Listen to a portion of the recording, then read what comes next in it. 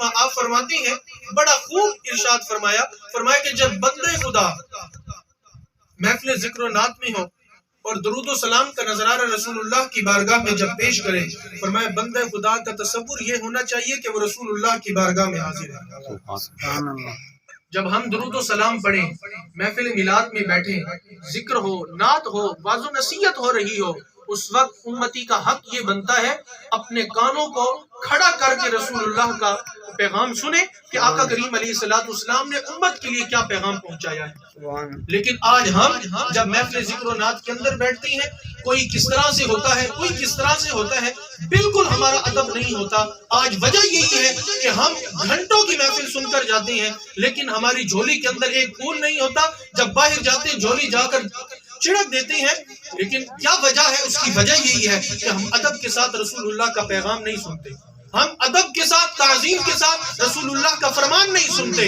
آئیے سنیے کہ صحابہ کرام علیہم رضوان کس طرح سے ادب کیا کرتے تھے۔ حضرت عروہ بن مسعود رضی اللہ تعالیٰ عنہ ابھی اسلام نہیں لائے تھے اور آپ صلح حدیبیہ کے موقع پر جب کفار کے ساتھ معاملہ طے کرنے کے لیے گئے تو جا کر جب صحابہ کرام علیہم رضوان کا منظر دیکھا، سنیے، فرمایا اللہ کی قسم آج تک میں بڑے بڑے بادشاہوں کے درباروں میں گیا ہوں، کیسر و کسرا نجاشی کے درباروں میں گیا ہوں، فرمایا اللہ کی قسم آج تک میں نے کسی بادشاہ کے اصحاب کو اتنی تعظیم کرتے نہیں دیکھا جتنے محمد کے اصحاب محمد کی تعظیم کرتے ہیں۔ سبحان اللہ۔ کیا تعظیم کرتی ہیں؟ فرمایا اللہ کی قسم، پھر قسم کو اٹھایا، فرمایا اللہ کی قسم، فرمایا جب ان کا محبوب، فرمایا جب اپنے منہ مبارک سے لعاب دان نکالتا ہے، فرمایا کسی نہ کسی صحابی کے ہتھیلی پر ہوتا ہے اور فرمایا وہ اپنے منہ اور جسم پر مل لیتے ہیں اور فرمایا جو حکم فرماتی ہیں فوراً حکم کی تعمیل کرتے ہیں اور فرمایا جس پانی سے وہ وضو کرتے ہیں ان کے اعصاب اس پانی پر ایسے جھپٹ پڑتے ہیں کہ ابھی جنگ جاری ہو جائے۔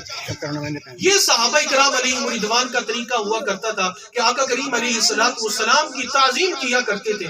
تو ہمیں بھی چاہیے کہ ہم محفل ذکر و نعت کریں، میلاد کریں، جب بھی رسول اللہ کا فرمان آ جائے تو اس وقت اپنی نظروں کو جھکا کر، دل کو جھکا کر آقا کریم علیہ السلام کا فرمان کو سنا کریں۔ حضرت امام مالک عالم مدینہ ہے رضی اللہ تعالیٰ عنہ، جنہوں نے حدیث پاک کا درس دیا مدینے میں بیٹھ کر، لیکن ان کا طریقہ کیا ہوا کرتا تھا؟ حضرت امام مالک رضی اللہ تعالیٰ عنہ کے دروازے پر اگر کوئی شخص آتا، دروازے پر دستک دیتا، خاتمہ آتی اور پوچھتی کہ آپ نے کوئی مسئلہ پوچھنا ہے یا حدیث کو سننا ہے؟ سبحان اللہ۔ سنیے، خاتمہ پوچھتی کہ آپ نے کوئی مسئلہ پوچھنا ہے یا کوئی آپ نے حدیث سننی ہے؟ اگر وہ آنے والا سائل یہ کہتا کہ میں نے کوئی مسئلہ پوچھنا ہے، حضرت امام مالک رضی اللہ تعالیٰ عنہ اسی وقت اس مسئلے کا جواب ارشاد فرما دیتے۔ اور اگر سائل آنے والا یہ کہتا کہ میں نے رسول اللہ صلی اللہ علیہ وسلم کی حدیث پاک سننی ہے، تو پھر امام مالک کا یہ طریقہ نہیں ہوا کرتا تھا جو آج میں اور آپ کا طریقہ ہے۔ ہم تو جس حالت میں ہوتے ہیں ہم فوراً اپنے منہ سے حدیث بیان کر دیتے ہیں کہ رسول اللہ نے یہ فرمایا، لیکن قربان جائیں حضرت امام مالک رضی اللہ تعالیٰ عنہ پر آج ان کا ڈنکا اس طرح نہیں بج رہا، آج ان کی سیرت اسی طرح نہیں لکھی جا رہی، ان کی سیرت کو پڑھا اس طرح نہیں جا رہا۔ وہ کیا کرتے تھے؟ سب سے پہلے جا کر غسل فرماتے تھے، غسل فرما کر نئے کپڑے پہنتے تھے، اس کے بعد امامہ شریف سے جاتے تھے، خوشبو لگاتے تھے اور ایک تخت بچھا ہوا کرتا تھا صرف اس لیے کہ اس پر بیٹھ کر صرف رسول اللہ کا فرمان سنایا کرتے تھے۔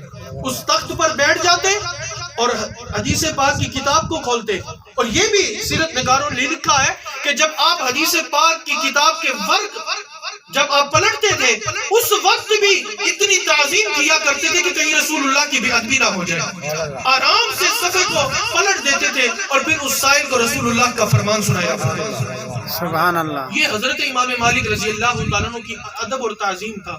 اور حضرت امام بخاری علیہ رحمہ، آپ جس وقت حدیث پاک لکھنا شروع کرتے، امام بخاری علیہ رحمہ نے جو صحیح بخاری شریف کے اندر جتنی احادیث لکھی ہیں، کم و بیش 7000 حدیث پاک لکھی ہیں، وہ بھی تکرار کے ساتھ لکھی ہیں، اور ہر حدیث پاک کے اوپر امام بخاری علیہ رحمہ فرماتے ہیں میں ہر حدیث لکھنے سے پہلے 2 غسل کرتا، 2 رکعت نماز نفل ادا کرتا، پھر رسول اللہ کے فرمان کو لکھا کرتا۔ سبحان اللہ۔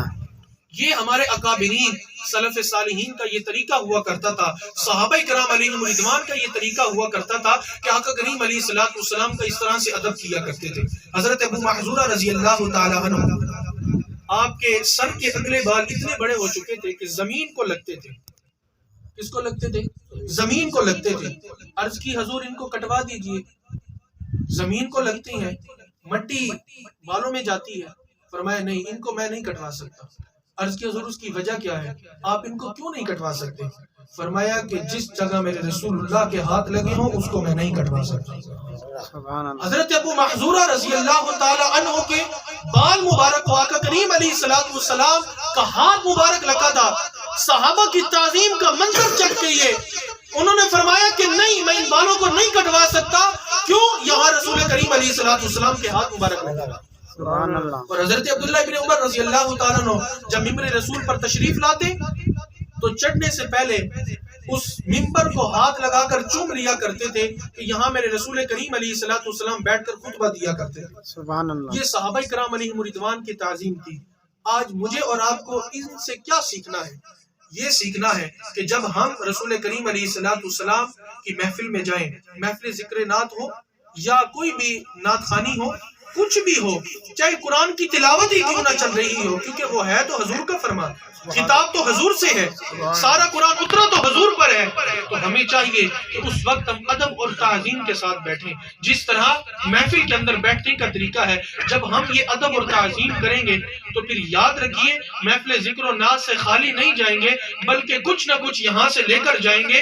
تو اسی لیے میں اور آپ کو چاہیے کہ ہم جتنا ہو سکیں آقا کریم علیہ الصلوۃ والسلام کا ادب اور تعظیم کریں۔ اللہ کریم کی بارگاہ میں دعا ہے، اللہ کریم